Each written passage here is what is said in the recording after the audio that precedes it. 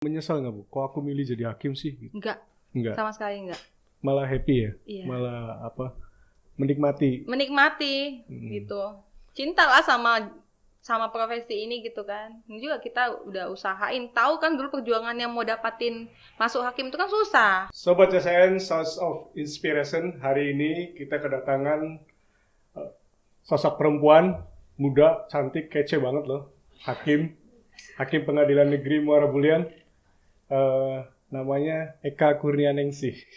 Halo Bu. Halo. Aku manggil yang benernya apa ya? Karena biasanya sehari-harinya dipanggil yang mulia. Kalau di sini panggil Eka aja. Eka aja. Nggak risih apa dipanggil yang mulia terus Bu? Enggak sih, soalnya penyebutan itu cuman kalau kita lagi bersidang aja. Yang gitu. bersidang aja. Di beberapa itu kita panggil ibu. Mulia guys, yang mulia guys. Yang mulia guys. Bu, Ya. sejak kapan jadi hakim? Kalau ditanya sejak kapan jadi hakim, dilantiknya tahun 2014 bulan 10. Jadi udah mau 7 tahun sih. 7 tahun ya. Motivasinya apa sih Bu jadi hakim? Motivasinya jadi hakim sebetulnya sambil berjalan aja sih sebenarnya waktu sambil kuliah begitu. Atau sebelumnya nggak pernah terpikirkan jadi hakim? Iya, belum Pernah terpikirkan. Kan biasanya ini kan kita kalau waktu kecil itu kamu mau jadi apa sih gitu. Dulu waktu kecil pengennya jadi kalau dokter. ditanyain seperti itu apa? Pengennya jadi dokter aja. Jadi dokter. Jauh banget sih dokter sampai. Jauh banget memang. Soalnya kan dulu kecil kan kita main boneka-bonekaan kan, biasa kayak jadi dokternya pakai gitu. itu terus diperiksa-periksa gitu ya. Suntik-suntik kan gitu. Taunya waktu saya habis SMA, kuliah ini mau tes ke dokter kan nggak lulus.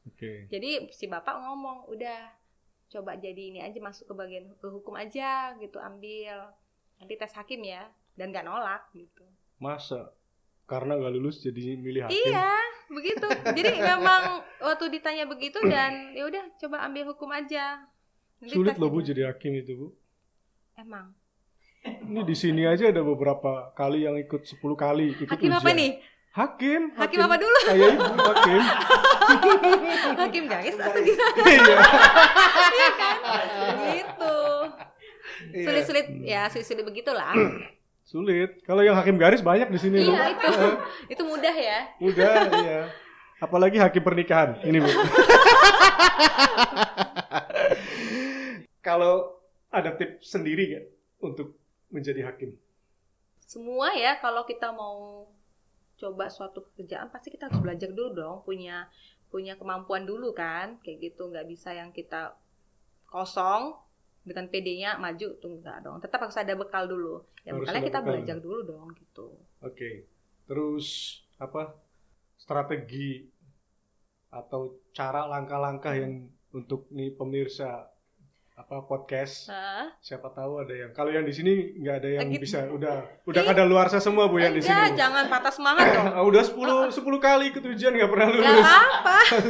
Kan nggak masalah berapa kali gagalnya. Gitu. Dia kalau masih bisa ya tes aja. Berarti kegagalan itu adalah keberhasilan yang tertunda. Gitu. Kita masih percaya itu kan. Iya. Biasanya gini Bu, ada salah satu filosofi itu. Kalau kita di laut itu kan ternyata ada yang banyak lumpur. Ya, tapi kalau mutiara itu tetap apapun lumpurnya, tetap seluas apapun ya? Tetap kelihatan. Iya. Ibu lah mutiaranya kan. Iya dari dokter. Kemudian ya ampun. Ini gombal. Aduh, sekali boleh juga. Oke. Waktu kecil itu seperti apa sih Bu? Nakal atau suka main bola atau berenang atau manjat pohon? Pernah nggak mengalami kayak gitu? Pernah dong. Pernah. Manjat pohon pernah. Tinggi pohonnya malah. Saya sampai kena pukul. Karena saya manjat pohon, cewek kok manjat pohon katanya kan. Iya. Nah itu. Terus masa-masa waktu sekolah SMP, SMA gitu, itu pernah gabung sama teman-teman. Pokoknya masa-masa itu kan agak nakal-nakalan, remaja. Kalau nakal sih enggak, maksudnya nakal yang kayak gimana dulu nih gitu kan beda-beda dong kalau nakal bolos gitu. Sekolah. Kalau gitu. bolos sekolah memang betul-betul pas jam pelajaran itu enggak. Cuman kita kadang dulu bolosnya lebih kepada pulang cepat sih. Pulang cepat. Itu pun kalau lagi ada kegiatan kayak perseni ya, nah itu pulang cepat gitu. Kalau bolos memang kita alasan sama orang tua, ya mah ke sekolah, taunya nggak nyampe sekolah enggak. Tapi kalau bolos les iya. Iya. Bolos les iya. Kan waktu itu kan lagi musim-musim film Ada Apa Dengan Cinta. Bolos nggak waktu ada film itu? Enggak ya? Enggak. Masa sih? Enggak, saya nggak bolos masalah itu. Saya bolosnya kalau waktu les itu ketahuan lagi. Waktu kuliah? Saya ke kafe. Ke kafe makan bakso doang. Mama sama abang saya nungguin di depan. Malu. Waktu kuliah? Kalau kuliah bolos itu iya. Suka. Apalagi kan sekali ngedate gitu. Oh, kalau masalah ngedate itu punya waktunya tuh sendiri. Memang nggak mengganggu gitu. Jadi tertib juga berarti dong. Iya, buktinya kan tamatnya juga pas kan, gitu. Nggak yang mahasiswa abadi. Banyak mahasiswa abadi di sini nih. Apalagi itu tuh. Abadi banget itu. Banget ya. Sepanjang masa. Waktu lulus kuliah, terus ikut seleksi hakim itu rasanya gimana sih Bu? Itu nih aku percaya diri nih lulus gitu kan aku, atau ragu-ragu atau seperti apa Bu? Saya dulu lulus kuliah 2000 apa ya? Saya lupa nih. 2010 itu saya lulus. Wisuda itu langsung cabut ke Palembang. Itu kita lagi siapin semua untuk persiapan mau ujian ini Cakim.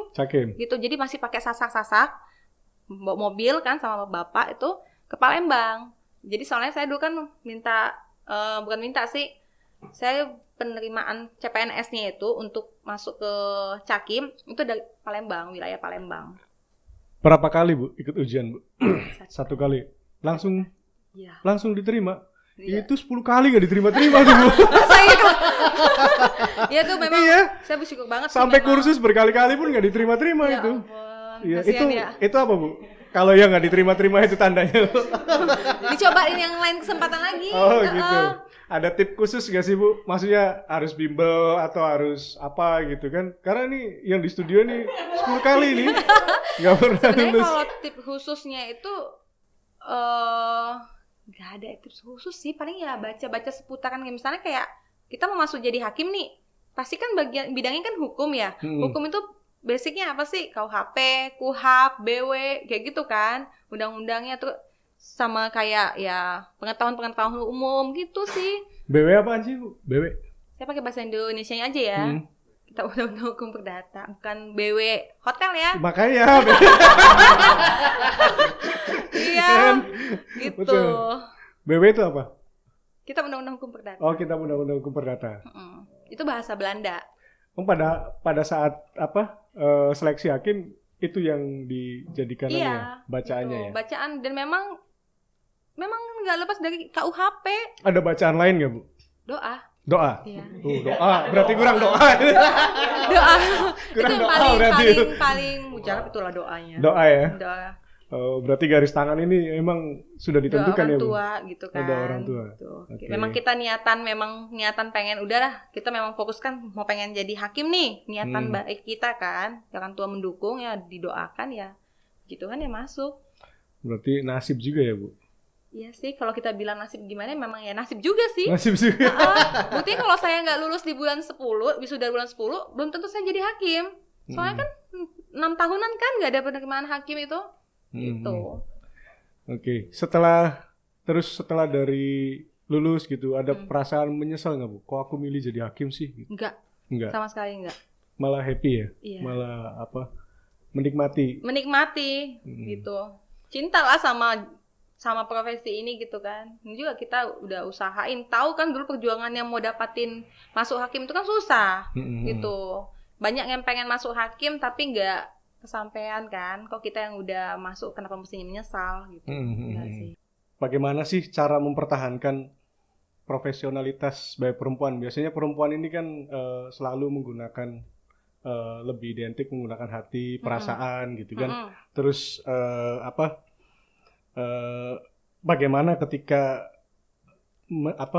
mendapatkan perkara kemudian naluri ibu merasa naluri perempuan yang bermain, itu gimana? Ada, memang pernah kayak gitu, kita dihadapin dengan hal kayak begitu ya. Cuman sebelum saya masuk jadi hakim, saya tuh udah diingetin duluan nih sama orang tua ya, bapak nih misalnya. Nanti kamu kalau nanganin suatu sidang atau lagi mimpin suatu sidang, yang namanya perasaan gimana tuh dikesampingkan dulu gitu loh. Nanti jangan menggunakan hati yang seperti itu. Nanti bakal kacau nih. Kalau udah awal mulai sidang itu udah menggunakan hati itu, kita udah kacau gitu loh. Jadi nanti main hatinya itu nanti aja gitu. Main hati. Itu lebih kepada maksudnya ntar deh kalau pas sudah mau kita ada musyawarahnya, itu segala pertimbangannya di situ kita menggunakannya. Tapi kalau untuk pembuktian nanti dulu gitu loh. Iya, biasanya kan Bu, kalau yang saya lihat di film-film gitu kan, persidangan itu kan berbagai macam drama ya. Artinya drama misalkan ada yang pura-pura nangis pada saat persidangan, terus ada yang pura-pura merasa terzolimi. Nah, biasanya kan sebagai perempuan kan naluri perempuan itu kan lebih dominan biasanya. Nah, itu bagaimana mengatasinya, Bu? Itu sebenarnya hal yang sulit sih sebenarnya untuk kita menyembunyikan itu ya. Apalagi kadang yang kita hadapin kayak misalnya asusila kayak gitu kan. Itu yang lebih kayak kita tuh langsung ya ampun gitu loh. Apalagi kan anak ya misalnya kayak betul. Gitu. Cuman ya kita memang nggak boleh memperlihatkan mimik wajah kita yang seperti itu di depan persidangan. Ya bisa-bisanya kita lah gimana kita mengalihkan itu semua gitu loh. Mungkin dengan kita ganti pertanyaan lain lagi deh gitu untuk kepada terdakwa ataupun saksi-saksinya gitu. Yang penting kita nggak boleh memperlihatkan mimik wajah kita lagi yang terkesan nanti jadi kayak memihak kan. Iya. Gitu. Ada nggak Bu? Ada strategi khusus nggak untuk menggali suatu perkara misalkan biar agar perkara itu ternyata lebih terang? Sebetulnya kalau menggali memang kita diwajibkan untuk menggali nilai-nilai gitu ya. Jadi segala macamnya itu apalagi dalam hal kayak sidang pidana semua kan aktif nih dalam hal pembuktian. Nah semua itu butuh proses juga. Mungkin kayak saya di awal-awal itu cuman kayak masih melihat persidangan itu seperti ini gitu. Tapi karena saya sudah lama juga udah jadi hakimnya, pengalaman kita ikutin dulu gimana nih sebelumnya sama senior-senior saya gitu kan, sama ketua majelis. Nah itu lebih kepada pengalaman proses kita selama ini. Nanti ya lama-lama kita akan terbiasa. Kalau untuk memegang palu itu butuh berapa lama Bu?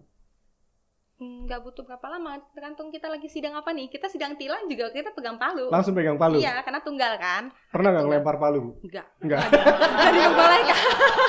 Itu nggak diperbolehkan. Nggak boleh. Nggak boleh. Sekesal apapun kita dalam persidangan, kita nggak boleh sampai terbawa emosi, apalagi sampai megang palu. Bahkan kita sampai yang lagi kayak sekencang itu pun dia bakal. Biasanya kan Bu, kita ini kan sebagai manusia ya, hakim juga manusia biasa iya, kan, pasti. Artinya tetap ada naluri emosi gitu kan, ketika melihat emosi itu sekali-sekali lempar gitu kan? Nggak boleh. Iya, lempar besok-besok langsung dapat pemecatan kan dengan tidak hormat. Jangan sampai lah. Terus Bu, dalam persidangan itu kan persidangan kayak perkara pidana, perdata, tipikor maupun perkara lain itu kan biasanya diisi oleh 3 majelis hakim ya. Kalau ada yang 5 tuh perkara apa? 5 itu sama. Tapi ya dia ganjil ya, tetap ganjil. Itu kalau pembuktiannya sangat sulit kayak begitu. Jadi dibentuk 5. Oh, gitu. 5 gitu kan? Jadi pasti ganjil, nggak boleh genap. Iya. Lebih sulit mana Bu membangun perspektif dengan ketiga hakim atau kelima hakim itu dengan komitmen dengan pasangan sendiri? Wow. Kan ada challenge, tantangan tersendiri nih. Sebetulnya ya dua-duanya ada kesulitan juga gitu. Ada nggak sulitnya juga. Itu ya namanya juga beda kepala, beda isinya, beda pemikiran juga kan gitu. Jadi tergantung bagaimana kita membangun satu chemistry juga sama tim ya. Kita majeliskan sama dengan tim gitu. ya nggak bisa kita paksakan juga, kita mesti satu pemahaman gitu, nggak bisa gitu. Jadi ketika ada pun DO itu hal yang biasa gitu, nggak masalah gitu. Ada diklat khusus nggak Bu? Tadi kan diklat jadi hakim ada gitu kan, untuk bagaimana sih menahan emosi gitu kan, terus menjaga sikap dan sebagainya. Kalau untuk diklat untuk pasangan ada nggak? Kalau itu apa? Learning by doing. No comment lah. By the way nih, hakim-hakim itu kan selain bersidang kerjaannya apa aja ya? Selain masa iya sih misalkan hakim itu selalu pakai baju toga kayak film Harry Potter atau enggak di dong. Enggak dong. Iya. Kita kan memang punya tupoksi hakim ini kan memang lebih pada ke sidangnya gitu. Tapi kita punya tugas lain-lainnya yang dalam hal ini masih membantu pimpinan kayak begitu. Jadi ada memang juga secara yudisialnya kita sidang. Di samping itu ya kita juga punya tugas lain, misalnya nama itunya tuh apa tuh? Extra judicial. Extra judicial ya. Oke. Itu ada dikasih tanggung jawab juga. Misalnya kan kita nih lagi pada semangatnya untuk membangun zona integritas ya. Ibu pernah nonton film Harry Potter kan? Pernah. Walaupun saya nggak demen ya, tapi itu kan pakai baju toga terus pakai sehari-hari pakai gitu. Enggak. Itu kalau kita kan menggunakan itu pada saat bersidang aja. Kalau nggak ada sidang luar biasa kayak gitu kan, itu kan baju kebesaran kita, maksudnya itu wibawa kita kan di situ. Kita, ya. Gitu. Itu yang kemudian dipanggil yang mulia itu ya. Ketika pada saat kita menggunakan toga itu ya. Gitu. Yeah. Jadi kita pun mengenakan itu tidak sembarangan gitu kan. Ketika kita udah mengenakan, kita yang mesti jaga sikap dalam semua hal. Kalau setelah melepas baju itu masih ada masih ada batasan-batasan nggak Bu? Batasan itu tetap ada, batasan tetap ada. Tapi mungkin ya batasannya itu nggak yang seperti kita dalam persidangan kan. Gitu. Kalau batasan itu tetap pasti ada. Kita ke atasan seperti apa, kepada temannya ini gimana, tapi tetap membangun hubungan, tetap hubungan yang baik gitu.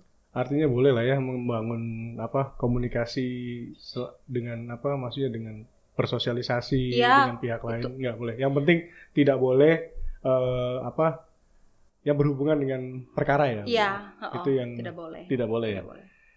Ini kan lagi Bu, pandemi. Iya.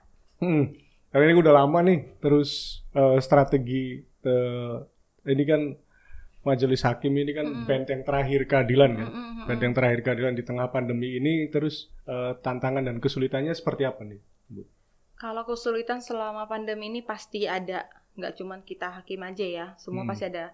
Yang pasti kelihatan itu pada saat sidangnya gitu. Yang kadang kalau misalnya di satu PN itu ada pegawai ataupun tim kita yang misalnya kena nih, otomatis kan kita menunda persidangan. Nah, masanya itu kan 2 minggu. Kita lebih kepada kalau kayak sidang pidana itu penahanannya takut habis gitu. Tapi kita nggak bisa memaksakan juga kalau misalnya teman kita yang lagi kena COVID, kita maksakan dia mesti masuk kan nggak mungkin juga, bahaya kan gitu. Ya kan semua proses acara itu kan sudah ditentukan nih. Ya. Dengan ditambah misalkan ada yang pasien COVID itu strateginya gimana Bu? Dengan menggunakan persidangan secara online? Iya, kita sekarang memang menggunakan persidangan secara online gitu. Jadi pidana kita persidangan online, perdata juga kayak gitu. Jadi kayak pidana ya ada yang dari polsek, ada yang di lapas gitu. Bu, Ibu kan udah 7 tahun nih jadi hakim. Ada nggak perkara yang bikin Ibu terharu gitu? Kalau bikin itu ada pasti. Tentang apa Bu? Perkara tentang apa?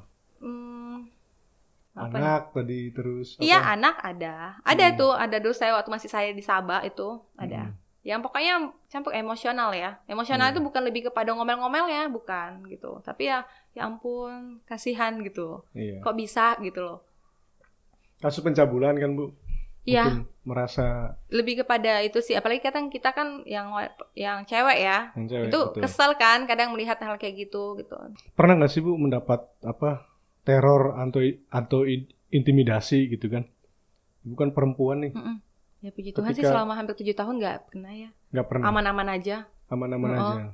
Ya, itu sih saya masih teror SMS atau apa. Karena kan di persidangan itu kan dinamikanya macam-macam gitu kan. Apalagi perempuan. Iya sih, itu sih memang kuncinya bukannya mau kita membanggakan ini juga ya.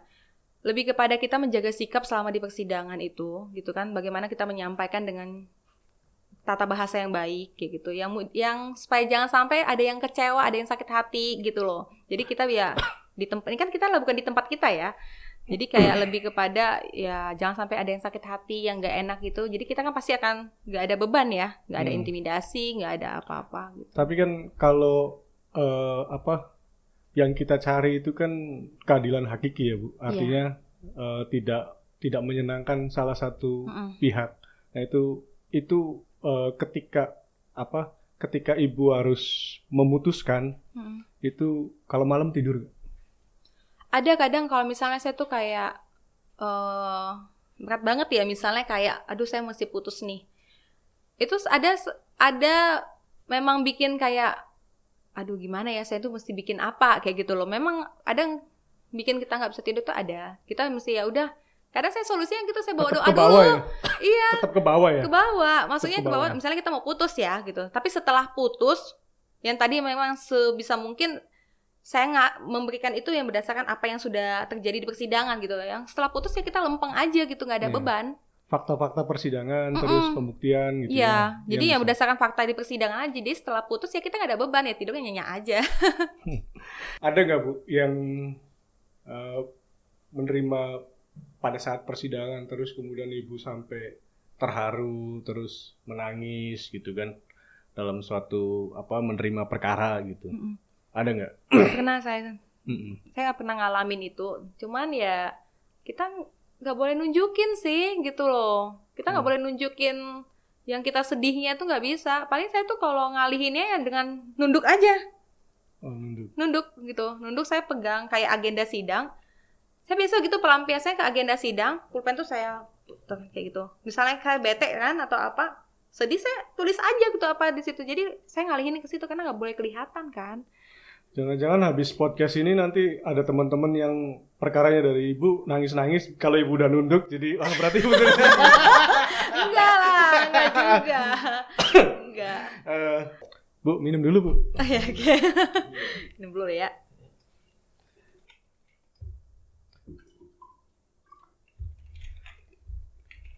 Kalau nongkrong di mana Bu? Hah? Nongkrong di mana?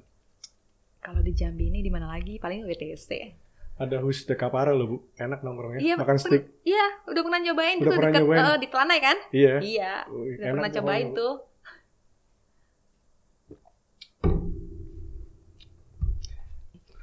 Oke, terkait dengan ini Bu, kan hakim ini kan benteng terakhir keadilan ya. Bagaimana sih Ibu menggali keadilan itu? Ini keadilan, oke. Kalau ngomongin kan soal keadilan, setiap perkara itu kan beda-beda nih. Iya. Berbagai macam dinamikanya ya. Terus bagaimana sih strategi menggali keadilan setiap perkara itu? Ada cara khusus nggak? Misalkan meditasi atau meditasi gimana? Kalau aku Bu, kalau lagi pusing kita nongkrong, ngopi, baru juga gitu. Oh gitu ya. Gitu. Saya juga kalau misalnya lagi mau bikin putusan nggak nyambung ini nggak apa ya, saya cari makanan dulu gitu loh, ngemil. Kalau nggak ngemil ngemol kan? Iya. Gitu. Iya. Kalau nggak ngemil ngemol gitu kan, saya mesti nyenengin otak dulu gitu kan, supaya adem gitu, supaya kita enak gitu. Emang di mana biasa tempatnya Bu? Ngemol atau ngafe gitu di mana? Oh gitu, kalau ngafe sih mungkin nggak yang ngafe gimana ya. Ada rekomendasi Bu, Hus de Kapara. Iya. Oke, mantep ya. Saya pernah makan steaknya di situ emang. Enak, kebetulan deket rumah saya juga kan di Telanai. Iya betul, deket itu. Terakhir nih Bu. Iya. Cuma agak sensitif nih. Apa nih? Boleh ya? Kok saya deg-degan? Boleh kan? Kamu belum ditanya. Apa tuh? Aku lihat tangannya pakai cincin lah Bu. Iya. Masih jomblo atau ada? Ada dong. Ada. Ada. Ada. Ada dong. Nggak jadilah berarti. Oke. Challenge. Bu, ini challenge nih Bu ya. Jawabnya agak cepat. Satu nafas. Satu nafas. Satu tarikan nafas, Bu. Udah kayak ini ya, Bapak baca ijab kabul ya? Iya. Satu nafas ya? Iya. Kalau kita di sini udah sering, Bu. Oh gitu. Aduh, ini sering baca. Udah sering satu nafas. Gitu. Pilih adil atau mengadili? Adil. Adil. Pilih nikah atau naik jabatan? Nikah. Nggak level lagi, udah ada pakai cincin. Bagi yang kaum jomblo, kaum ngarep, udah tertutup ya. Iya, yang belum janur kuning melengkung itu bagian yang inilah, yang menerima tantangan kalau itu. Kalau kita mah udah sadar diri, coy. Bu, ada pesan khusus nggak, Bu? Bagi untuk sobat podcast CCN ini, pesan khusus agar bisa menjadi hakim. Oke, pesan khususnya mungkin gini aja sih. Ketika kita memang niatin sesuatu gitu, ya kita betul-betul mesti matengin gitu. Jadi nggak boleh memang karena berdasarkan permintaan siapa-siapa, tapi memang niatan kita gitu. Jadi kalau memang itu niatan memang timbul dari hati kita, percaya aja deh, itu pasti akan ada jalannya gitu. Jadi tetap kalau kita pengen yang nanti aku pengen jadi ini polisi, pengen jadi hakim, ya udah laluin kayak gitu. Yang penting pede dulu. Pede gitu. dulu. Pede, niatan itu mesti dari kitanya ya, bukan karena mau ikut-ikutan supaya dibilang wow. Jangan. Kalau di sini banyak kepedean malah, Bu. Kepedean ya. Jadi yang penting tetap harus semangat lah. Oke, terima kasih Bu Eka udah hadir semuanya di podcast CCN. Yep. Sobat CCN, apapun keinginan kita, kalau kita kerjakan secara tekun, berusaha, dan tentunya dengan berdoa pasti akan tercapai. Sampai jumpa di kesempatan berikutnya.